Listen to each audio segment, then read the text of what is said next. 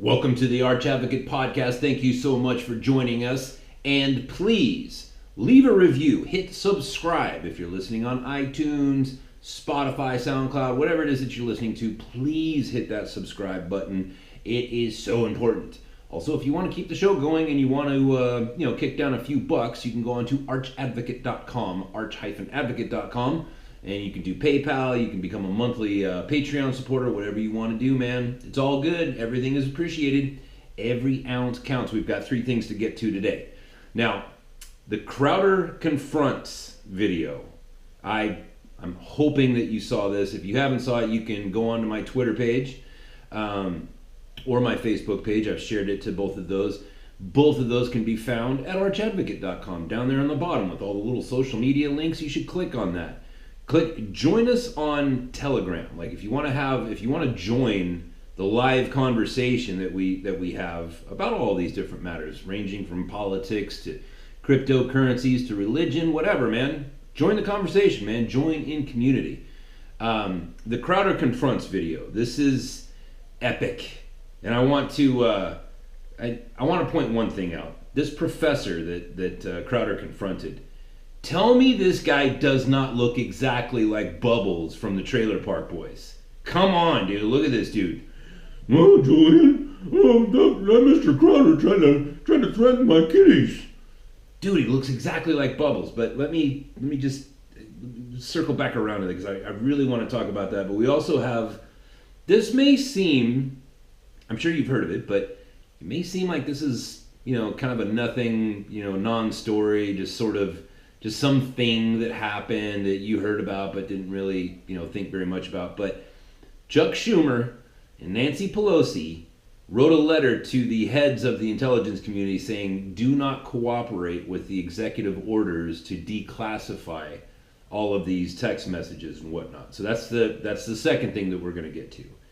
And believe me when I tell you, that is not a small thing. Right? It's like in the news they say, like, nobody wants to hear the news about a truck that was not on fire.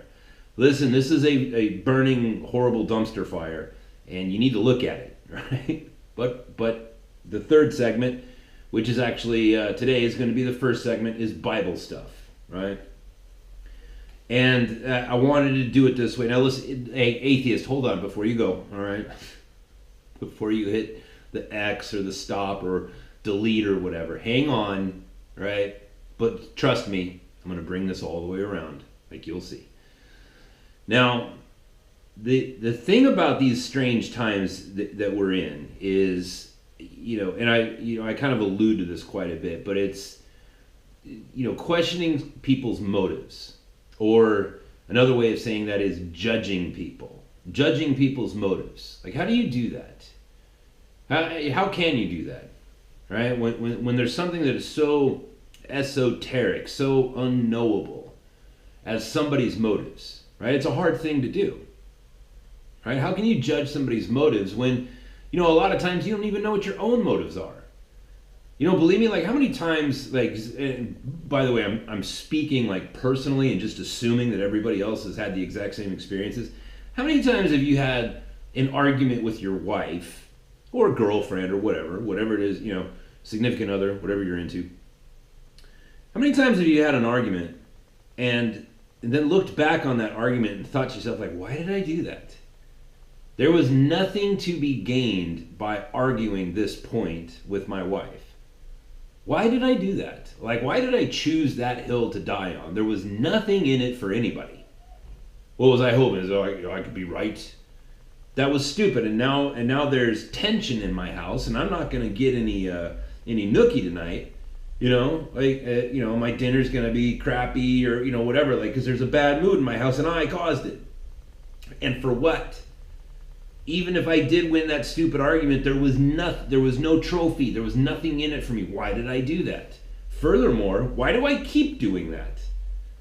What am I, the world's biggest asshole? You know what I mean? Like there's a lot of things in your life where like you examine your own motivations and you're like, I don't know why I keep doing that. You know what I mean? So how is it that since you, like, a lot of times you can't even judge your own motives. You don't even know why you do things. How can you therefore then judge other people's motivations? Right? It's a hard thing. But old Petey, old philosopher Petey here, is gonna tell you where he's at this point. Is like, now listen, I'm gonna tell you this. This is what I've come up with to this point in my life about judging people's motives. Like, why did they do that? And if you ask me what my thoughts on this same thing are 6 months from now or 6 years from now, I may give you a completely different answer. You know what I mean? It's all evolving, right? Taking new information, perspectives change. That's how that works. At this point in my life, I will say this, that people's motivations are either very, very easy to figure out or impossible. But I don't think that there's really a middle ground. You know what I mean? It's not vague. It's either very clear and very simple why people do things, or it's impossible to figure out why somebody did something. You know what I mean? Case in point. I told you guys the story about how my little brother was murdered in 1998. And I think I may have told you this other sort of side story, but I don't really remember. But there may have been a part of the story that I left out. About almost a week later, and I believe it, if my memory serves correctly, it was like exactly a week later, like 7 days later, there was another murder in San Diego. A little boy who was 7 or 9 years old. His name was Matthew Checky. And his family had gone to the beach. Him and his family went to the beach in Pacific Beach in San Diego, over by a place, I believe it was by Crown Point. I could be wrong about that. Or no, it wasn't Crown Point. It was Pacific Beach. And they went to the beach, and Matthew Checky had to go to the bathroom, so his dad, walked up to. At the beach in San Diego, there's like the state park beach bathrooms. They're nasty and not very elaborate, kind of like a one of those roadside, where you pull off the highway and they've got those, bathrooms. They're kind of like that, right? There's not much to them. I mean, they're built well, but they're just, they stink. It's like where drug addicts go to do their drugs and stuff. There's always piss on the floor. It always stinks. But he let his little boy go into the bathroom while his dad waited outside. And there was this guy, a young guy. He was either in his late teens or very early 20s. He walked into that bathroom and he slit that little boy's throat, little Matthew Checky. And that was kind of that was a big thing for me, because it was like, at the time, my brother's murder was what was in the news. And then all of a sudden, everybody took their eyes off of my brother's murder and they put it on this kid's murder. And I had sort of a very, kind of a bad, like, selfish reaction to that. I was like, look, man, and that was something that I really had to struggle with. Like, what kind of an asshole am I that I'm thinking, like, selfishly in this, because I wanted people to keep in mind about my own brother's murder, right? And all of a sudden, everybody forgot about that, and they focused in on Matthew Checky. But I've repented of that. I've meditated on that. Why did I do that? And whatever. I brought that sin that I committed, I've brought that to resolution. But the point I was trying to get to is, like, this guy that went in and killed this little boy for no reason. Just a very violent, very random act of aggression. And then that guy that committed the murder, a couple days later, he was on TV in the courtroom confessing to the murder, and he just smiled at the judge. He said, yes, Your Honor, I killed him. I killed that little boy. End quote. I killed him. I killed that little boy. And that was the end of it. And that guy went off to prison. Why did he do that? Why did he do that? right? Like if we're going to prevent things like that from happening again in the future, like we have to pull this thing apart, figure out like why did he do this? Was he mentally ill? Was he on narcotics? Illegal narcotics or prescribed narcotics? Like what happened here? Why did this happen? And that guy went to prison. He was there for many years, and then he killed himself. So now we'll never know. You know what I mean? That's one of those things where it's like judging people's motivations. It's like you can judge people's motivations very easily, or it seems like there's only one other alternative, and that is it's impossible to judge people's motivations. There was no rationality to what that guy did. There was no reasoning. There was just nothing. All there was just this act of aggression. Why did he do that? We'll never know now. Boy, this podcast is kind of starting off on a bummer. Sorry about that, but like you see what I'm saying? Like there's people are motivated by things, and we have to try to figure out what those things are. And maybe 1 or 2% of the time, there's just not going to be any answers. There's going to be no way to figure out people's motivations. But the other 98% of the time, or whatever the percentage is, like I would say the overwhelming majority of the time, like you can figure out people's motivations because it's always the same things. Money and power. Money, sex, and power. Right?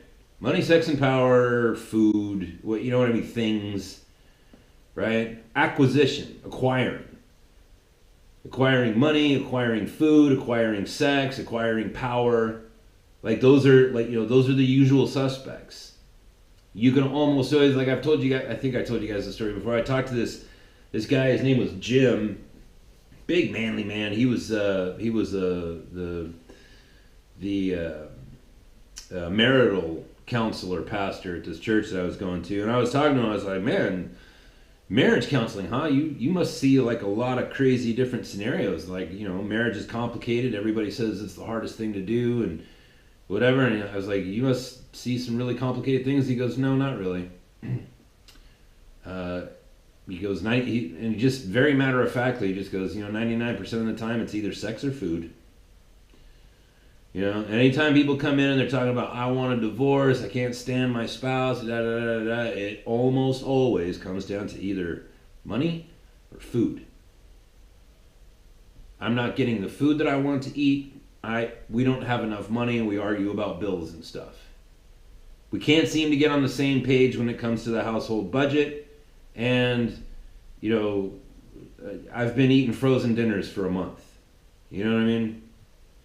Or sex, whatever. Like, you know what I'm saying? Like, people's motivations are almost always pretty transparent, right? Money and power, and sex, right? Usually.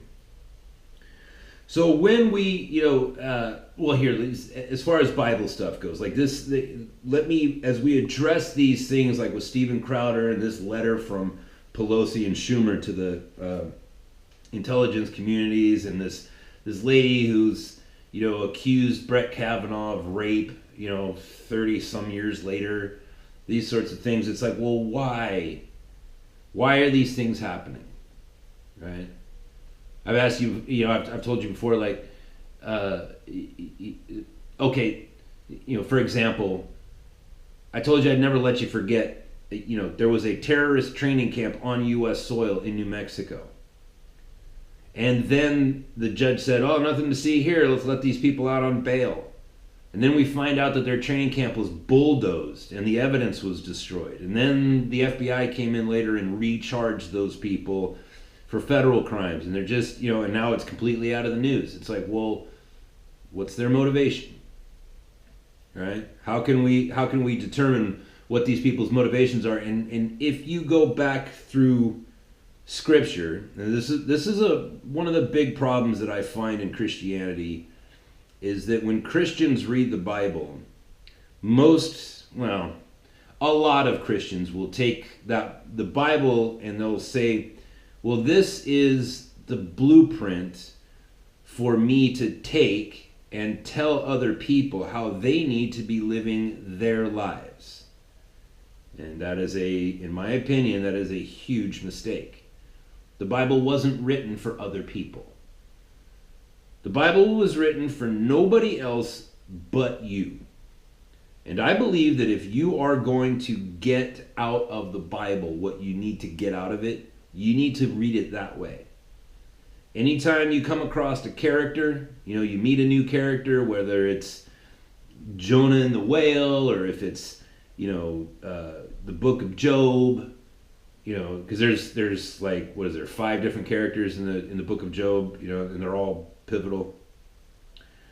Whether it's Jesus, whether it's Judas Iscariot, whether it's the Apostle Paul, like whenever you read the Bible, like you have to look at it as like this is being written to me, and I have to assume the position of each one of these characters and place myself in the story as if I was this person. Which means at a certain point you have to be the Apostle Peter.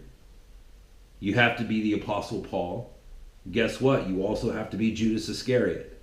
You know what I mean? Like you have to try your best to understand each one of these people from their perspective. And you also, when you're reading the text, if it's an instructional text, you have to look at it as this isn't instructions for the world. This is instruction for me. Right? And that becomes excruciatingly painful when you read the books that were written by King Solomon, right? Mainly, I'm going to be talking, as I'm speaking, like what I'm thinking is Ecclesiastes and the Proverbs, right? When you're reading Ecclesiastes and Proverbs, I'll just say the books of Solomon. When you're reading Solomon, when he's talking about the wise man, he's talking about you. And also, when he talks about the fool, he's talking about you. When he's talking about the rich man, he's talking about you. And when he's talking about the poor man, he's talking about you. Right? When he's talking about the righteous man, and when he's talking about the evil man, he's talking about you. And you have to see that, right? Because it's there is a duality. Like people say that King Solomon was the wisest man who ever, like in his time. Obviously, I don't think any self-respecting Christian would say, King Solomon was more wise than Jesus. But, they say that King Solomon was the wisest man who ever lived. But he did some very foolish things. As a matter of fact, he was such a bad parent, and he raised such foolish children that his own son was the one responsible for losing the kingdom in the very next, because the kings come in this order. It was Saul was first, King David was second, his son King Solomon was third, and then King Solomon's son was fourth, and that's when the empire was lost. Because King Solomon's son was such a maniac fool that he pissed it all away. You know what I mean? Like King Solomon was not a good father. King Solomon was not the, you sit down and you read Ecclesiastes and anytime you see something that's weird or looks out of place or is, noteworthy for any reason, you have to ask yourself why is it written this way? Why is this in here? When you read the first words of Ecclesiastes, it says, I, the preacher, whatever, and he starts off by saying, vanity of vanities. All is vanity.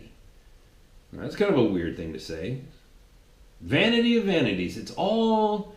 And it's like he's screaming like it's all vanity. You know what I mean? Like he's having this horrific epiphany. Like he's staring into the abyss and he's just saying it's all vanity. Like why would this man say that? Well, you look into the history of King Solomon. And it turns out that he had just came off of a world tour. He toured all around Africa and he toured all around the Middle East and he went and he met all these people and he and he arrived with gifts, which was the custom at the time. Like, he had a whole convoy of people just carrying gold and artwork and jewelry and all this stuff. And every time he'd show up to a kingdom, he'd be like, "Hi, I rule the kingdom of Israel, and I'm here to spread goodwill and to learn from you. And, you know, and here's some gifts. Can I hang out at your house and just learn everything that you people know?" And he did that for many years. And it was like, you know, the Queen of Egypt, like, housed him for a long time. He spent a long time in Egypt. He spent a long time in the Middle East, and he just learned. But as he was in these different places, you know, if those people, you know, smoked marijuana, then he would smoke marijuana with them. And if those people did opium, he would do opium with them. And if those people drank, you know, because every different region of the planet has their own little version of alcohol. And so he would drink, you know, whatever alcohol. So King Solomon was on like this party tour where he's just partying with the kings of the world and queens. And after all of his partying and acquiring all this knowledge and spending all of this wealth and making all of these new friends, he goes back to Israel. He goes back to Jerusalem. He sits down in his castle, right? Grabs a pen, and the first thing out of his head is, "It's all vanity." It's almost like this nihilism, you know what I mean? That's truly like what it is. Like when he says vanity of vanities, he's not talking to you. He's talking about like himself, like this, like he's really struggling with nihilism. And he's like, it's all vanity. You know, you have to know that about King Solomon. Because when you know that and you read those words in Ecclesiastes, man, it takes on a whole new texture. You start reading those words and it's like, oh, he's writing out of a place of pain. You know what I mean? And when you read Ecclesiastes and Proverbs, it's like, this is like, it's going to be a lot easier for you to get through life if you have an effective compass in which to judge yourself. Judge your own actions. This action that I'm doing, is this foolishness or is this wise? Because if you can separate those things in your mind, man, you're going to be way ahead of the game. You can, you know, there's people that when they get in arguments with their wives over nothing, right? Oh, you know, my wife, you know, she didn't lock the doors and windows before she came to bed. You know, like I had locked all the doors and windows, and my wife went outside for something. She came back in.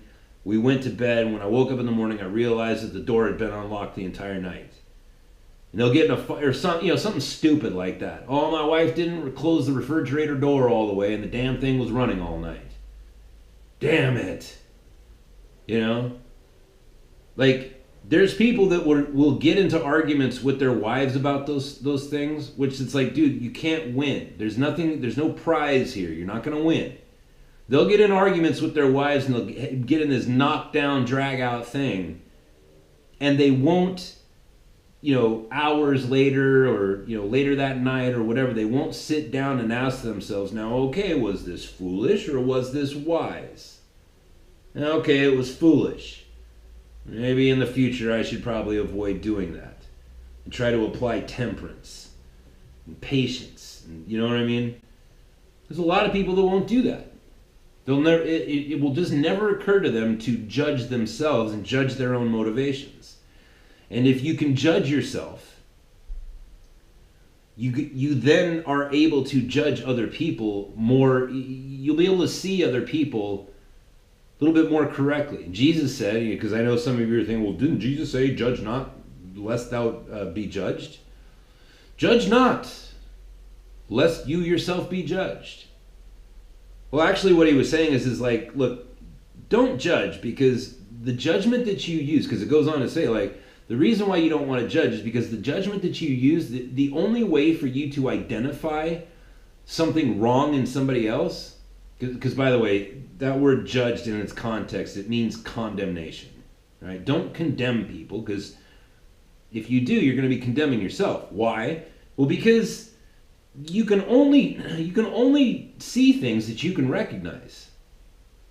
I made this point before, like if I meet somebody and, you know, that person, has, I don't know, bloodshot eyes, and they're kind of, they mumble a lot or whatever. It's like, okay, this guy's, and they've got the red nose or whatever. It's like, okay, this guy's a drinker. Well, how do I know that? Because I've struggled with alcohol in my life. I know, you know what I mean? I know what somebody who's struggling with drinking looks like. But, somebody that's on pharmaceutical pills, I can't recognize that because I don't have any experience with that. I can't, when I see people acting weird, the first thing that pops into my mind is not, oh, that person's on Percocet or, whatever. Because I don't have, I can't judge that because I don't, you know what I mean? But since I do have a background that involves alcohol, it's like I can judge that. Because I know what it is. And by judging it, I therefore reveal that I have firsthand knowledge of that particular problem. Do you see what I'm saying? And so when we look at these different problems in society that we're looking at, we have to ask ourselves, like, well, what is this person's motivation, right? Well, I can assure you that they're no different than yours. We all have the same motivations. Some of us are a little bit wiser about it, and some of us are a little bit more foolish about it. But we all have the same, we all want to drive a Lamborghini. We all want to date,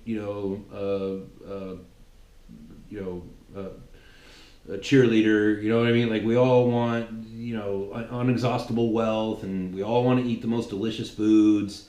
We all want to have the perfect body. You know what I mean? Like all these things. Everybody's motivations are the same, and if you can identify that, you can start seeing what's really going on when you understand it as it applies to yourself. Right? So we look now to the Crowder Confronts thing. So Steven Crowder, who has built this tiny little empire, right? I mean, any empire is big, but he's got this little empire that he's built. Now he makes enough money to where he can afford to put on certain types of shows. And there's this professor professor of not truth, but or maybe it was truth, but he's a lecturer for a college where he teaches kids truth, right? And he's out there telling people that Steven Crowder has threatened his life and the life of his children, right? Steven Crowder is saying, no, I never did that, and that is a horrible accusation to make, so I'm going to go confront that guy. And so Steven Crowder is doing these things called Crowder Confronts. Why would somebody do that? Right? Oh, and by the way, before we get too squirrely, I would like to also point out that this man pulls a salary from a university. Those salaries, the way that universities get a almost 100% majority of their money from, where they get their money from, is federal student loans. Federal student loans are monies from the taxpayer. That's your money. Whether you like it or not, your money is paying that man's salary right this very moment. And Steven Crowder confronts him. He goes in with a camera crew and he says, hey man, you said these things and these things aren't true. I never would threaten anybody, and I certainly wouldn't threaten children. What are you talking about? You said, and he had this big billboard laminate thing that he had his tweets and his written accusations. He said, did you say that? Did you say that I said those things? And he says, well, yeah, you did say those things, Mr. Yeah. What was that? Oh, Mr. Leahy, you tried to threaten my kitties. Because he looks just like Bubbles, right? And the guy simply would not confess that, no, I made the whole thing up. He stuck to his guns. Why did he do that? Why did he do that? Clearly you're lying, sir. And you're lying to these kids. And what's worse is you're lying so bad, and the irony is that your job is to teach these kids how to approach the truth. And you are a liar. Right? There's a difference between telling a lie and being a liar. Right? This guy is a liar. He has bared or borne. He has borne false witness, or bared false witness. Thou shalt not bear false witness. He broke that commandment. How's that? He accused another man of threatening his children, which is a federal crime, by the way. It's a federal crime. If you go on Twitter or Facebook or Instagram and threaten somebody else's life, that's federal. It's part of the communications, the FCC. You cannot use a telephone, right? Like if you threaten somebody, out on the street, that's a state crime. You pick up the phone and threaten that person, that's a federal crime. You go to Leavenworth for that. And this guy is accusing Steven Crowder of committing a federal felony. And when confronted on this, you should see this guy, like he just goes stone-faced. Like, oh, I've been caught, so I'm just gonna tense up my muscles real hard and just somehow try to do damage control at another point in time. I don't know what the hell this guy was thinking, but like this is where we're at. We are in a time where people will accuse you of things that are untrue.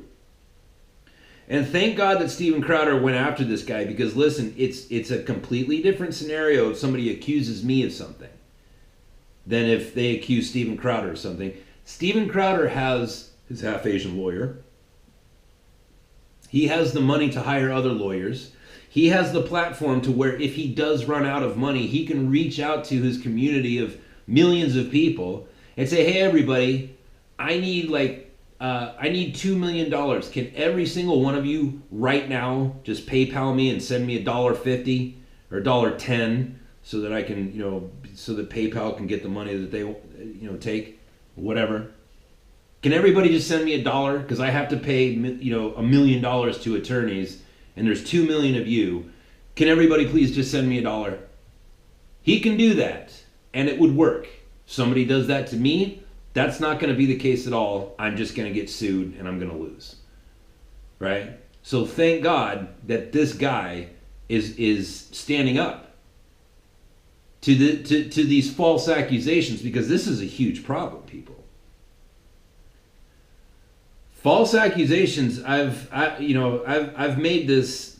Actually, no, I haven't. I don't think I have this theory. With the ease in which the Trump derangement syndrome sufferers, these leftists, the derangement that these people are going through right now, where they've lost they've just completely lost their bearings.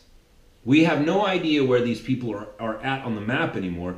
We've got a lady that comes out and says, well, listen, in 1983, I got raped by Judge Kavanaugh.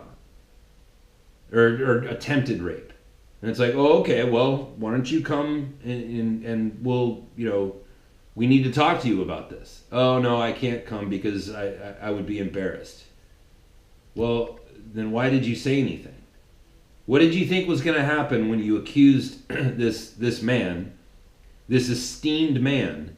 What did you think was going to happen when you... Did you think that we were just going to take that and say, okay, sounds legit. Hey, Kavanaugh, you're fired. Did you think that we were just going to destroy this man's life because you said so? Is that what you thought was going to happen? Like, what did you think was going to happen? What, can we judge? Right? Well, we can judge. We can look at this lady and say, well, this lady is clearly a lunatic. This lady is clearly somebody who was only thinking about that one move.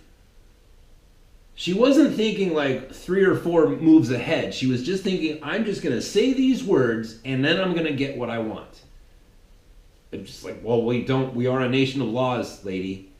And although I'm sure there's plenty that has been going on in social media and on the news that would lead you to believe that we have completely just forsaken America and forsaken our laws and our way of life, but you're only seeing the small amount of weaklings that are people like you.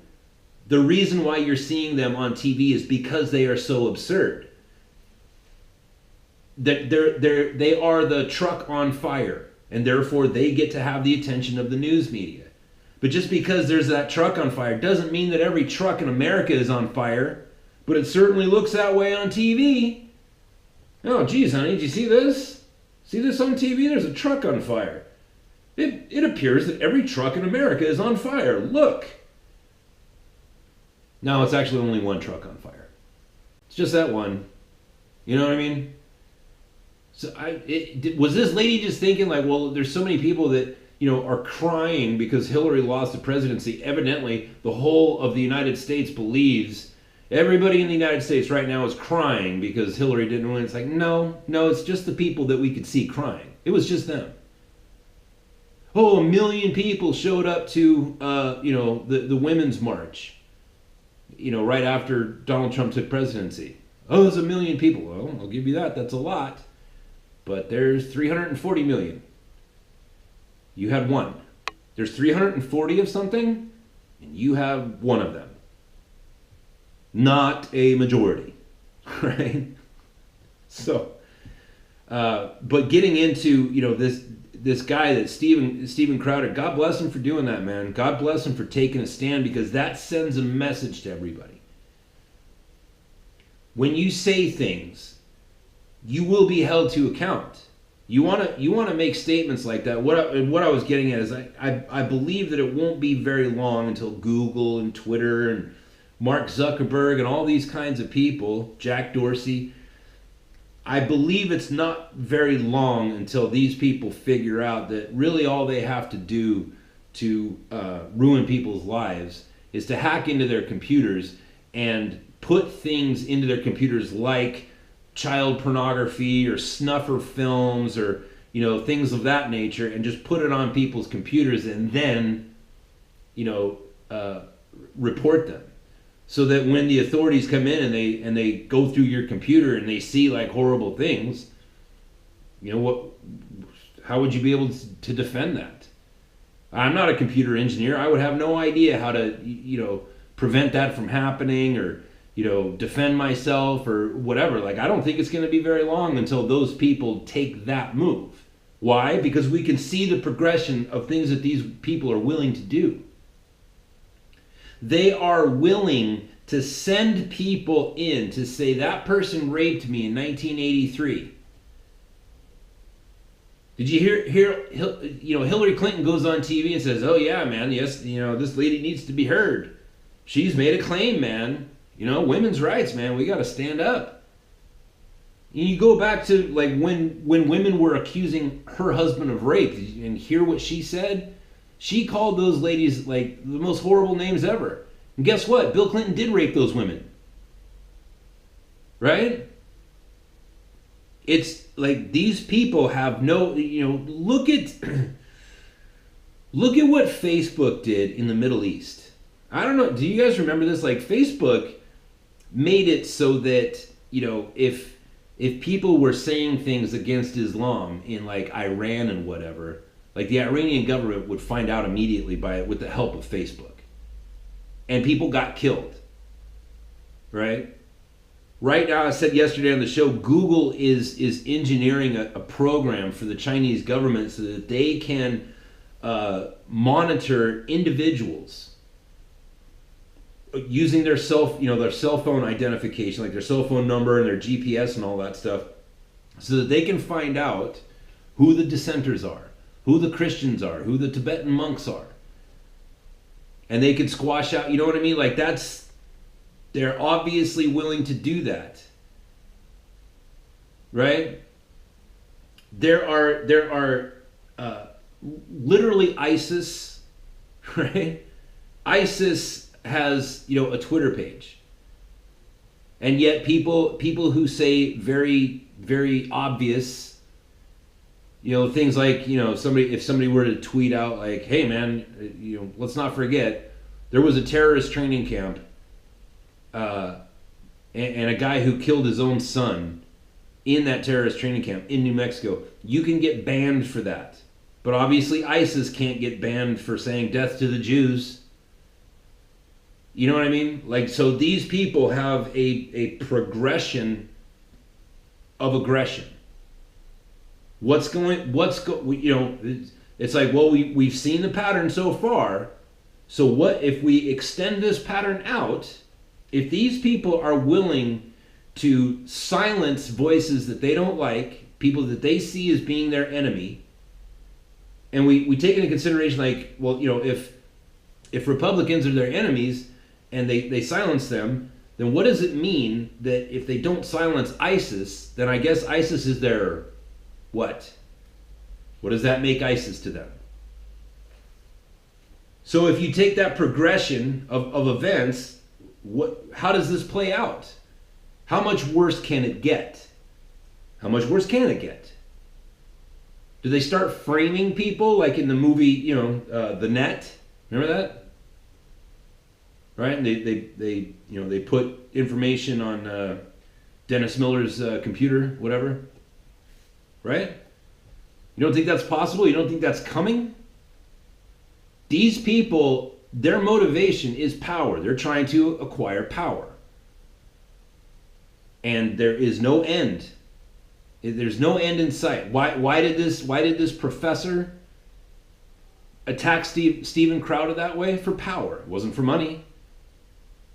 But money is power, and power is money. Power is a tradable good. You can leverage it to get sex. You can leverage it to get speaking tours and book deals, and therefore money. You know what I mean? Power. Now moving on to the letter, and again, you may be thinking, oh, this is nothing. No, hold on a second here. Nancy Pelosi and Chuck Schumer wrote a letter to Daniel Coates, Director of National Intelligence, Rod Rosenstein, the Deputy Attorney General of the United States, and Christopher Wray, the Director of the FBI. And it reads, Dear Director Coates, Deputy Attorney General Rosenstein, and Director Wray, we write to express profound alarm at President Donald Trump's decision on September 17th of 2018 to intervene on an ongoing law enforcement investigation that may implicate the president himself or those around him. Oh, so their concern is for the president. The action he has taken to direct your agencies to selectively disclose classified information that he believes he can manipulate. Okay, so now see what I'm saying? They're judging his motivation.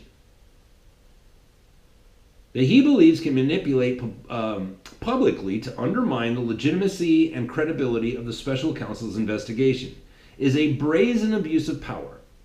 Any decision by your offices to share this material with the president or his lawyers will violate long-standing Department of Justice policies, not laws, as well as assurances you have provided to us. I want you to listen to that last part. This is very important.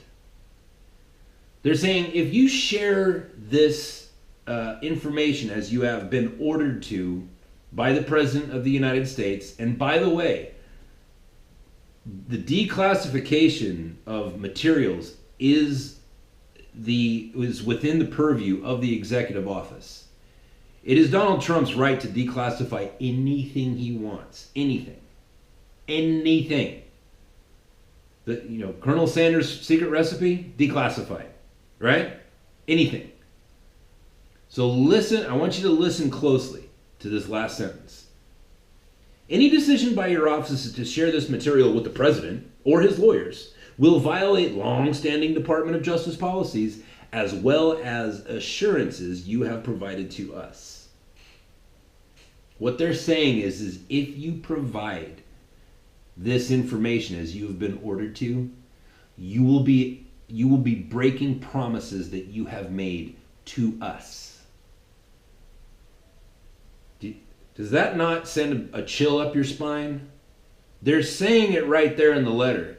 If you do this, you will be breaking a promise that you made to Miss Pelosi and myself, that you would keep this stuff secret.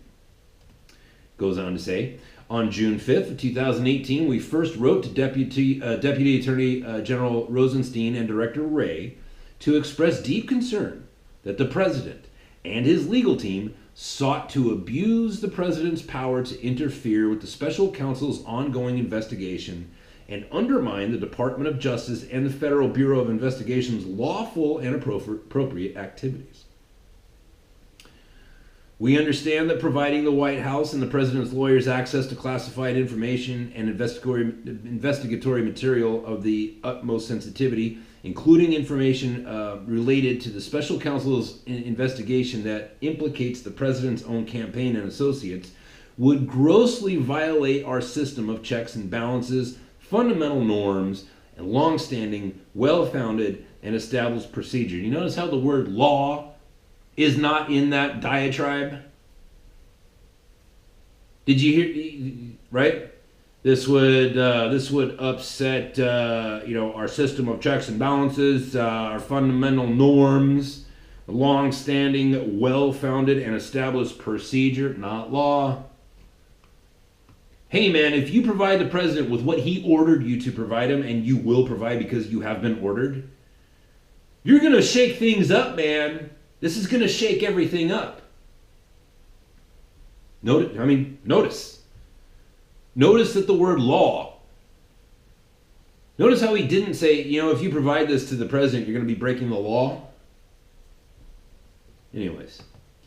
Absent an indictment, moreover, the subjects of federal investigation should not be able to access law enforcement or related national security information for any reason. Well, I can think of one, like if you're the President of the United States and you're responsible for everything. How about that? Is that a reason? On June 27th of 2018, we wrote again to memorialize the verbal assurance you provided us. Listen to that. Again. Who is Chuck Schumer and Nancy Pelosi, and why are they talking to Director of National Intelligence Rod Rosenstein and Christopher Wray? Why are you talking to them? What verbal assurance? Let me read this again. On June 27th, 2018, we wrote again to memorialize the verbal assurance you provided us that the Department of Justice and the Federal Bureau of Investigation would not provide the White House or any of the President's attorneys with access to sensitive information briefed to a small group of designated members. On July 12th, 2018, we also wrote Director Coates to express alarm that this information was being made more broadly available within the Congress in direct contravention of your assurances.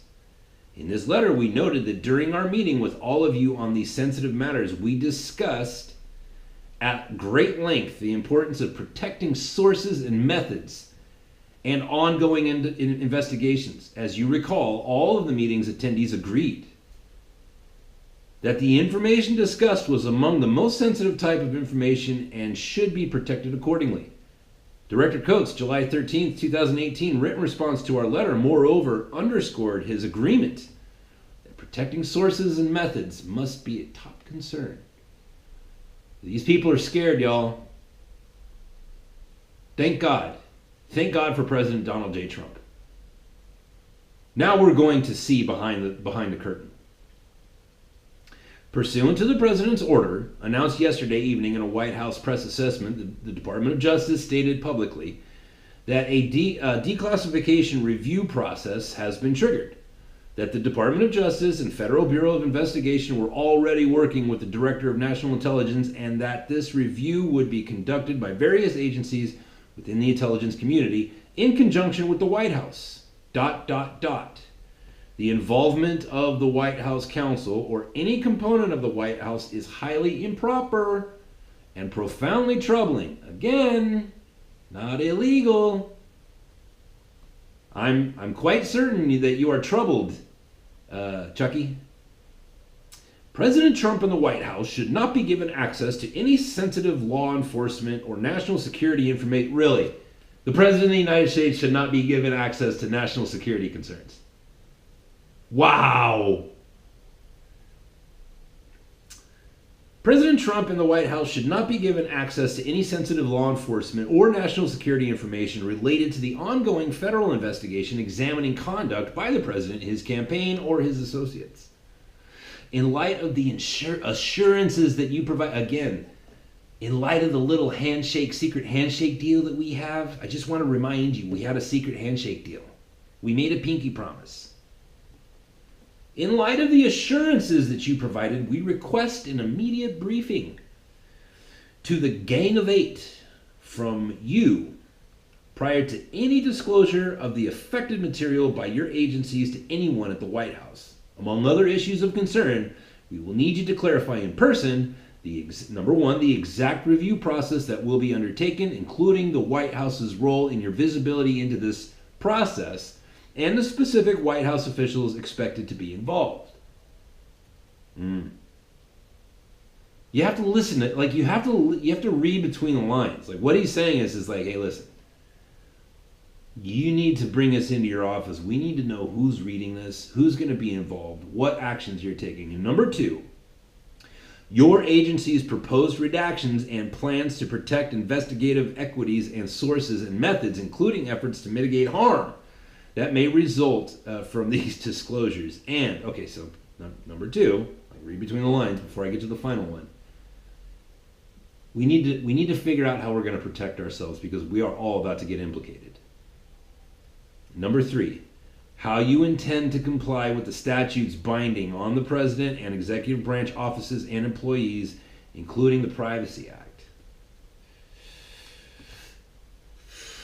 Right?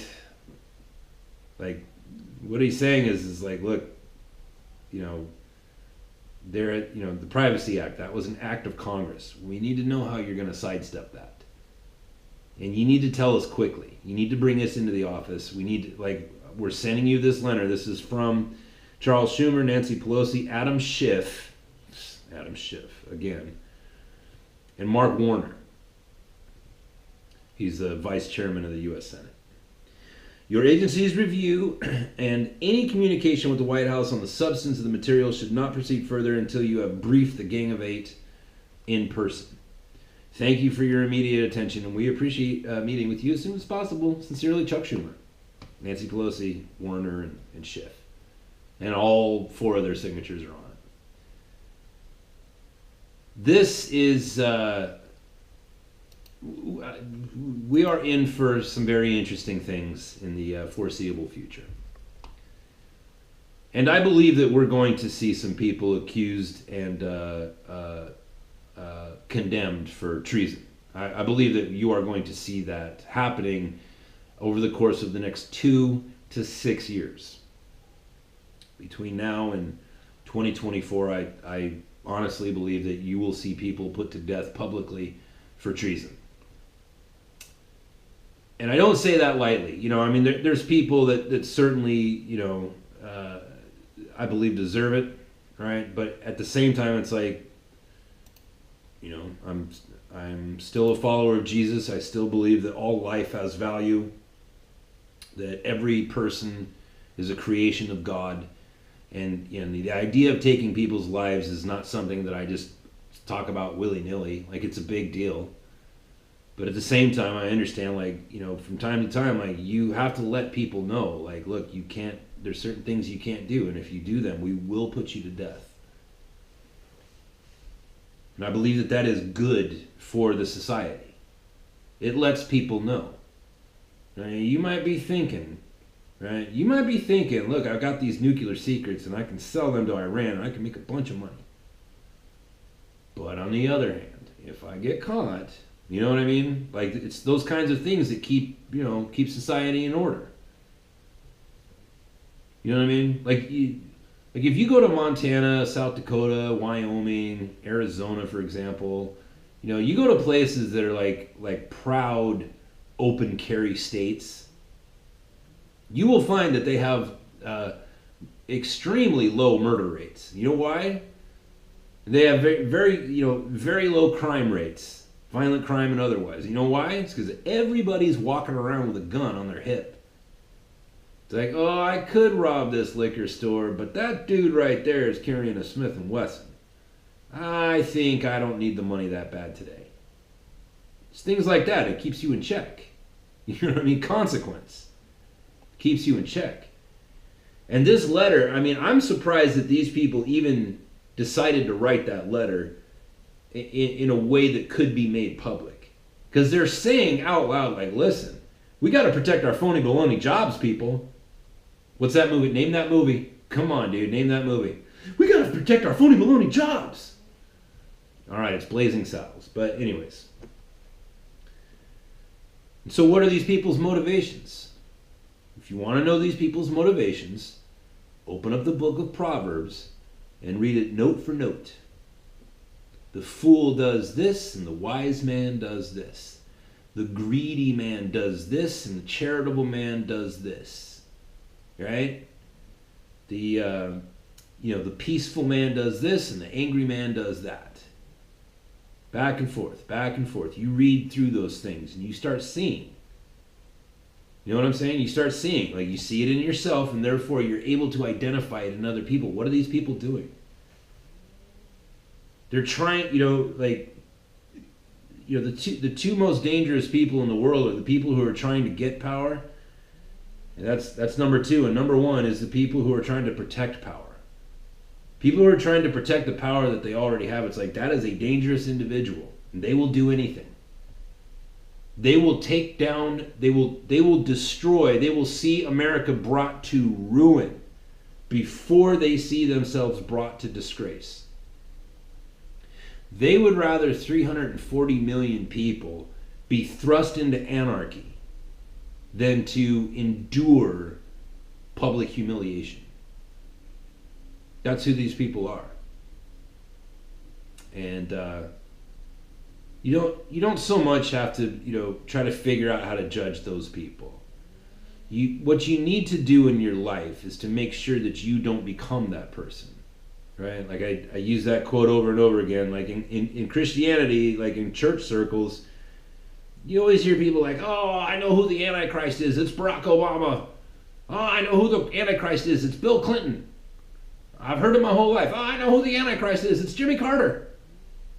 I know who the Antichrist is. It's Benjamin Netanyahu. It's Mikhail Gorbachev. It's Vladimir Putin. It's the Antichrist, the Antichrist, the Antichrist." I've seen it my whole life. You know what? Your job as a Christian is not to figure out who the Antichrist is. Your job, what you need to do, is not be the Antichrist. That's your job. Your job is to make sure that you are not the Antichrist. That is your job. When you read the Bible, that is a book written to you. The parts of the Bible that talk about the Antichrist is not so that you can figure out who the Antichrist is. What that's written for is so that you make sure that you are not him. Right?